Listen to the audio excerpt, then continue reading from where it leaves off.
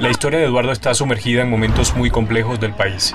En las próximas líneas trataré de explicarlo. Un tiro en la cabeza.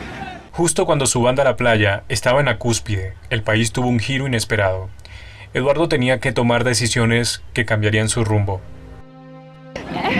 Acaban de herir a un fotógrafo, dámela, a un fotógrafo del 2001 en la cabeza, ¿ok?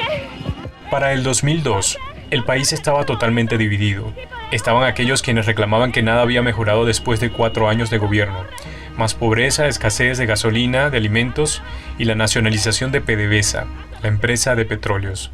Muchos estaban incómodos porque Chávez había decidido despedir a gran parte de los que laboraban en ese momento en PDVSA. Tenía una lista de empleados y en cadena de radio y televisión Eddie Ramírez hizo los despidos. director gerente hasta el día de hoy de Palmavén. ¡Pa' afuera!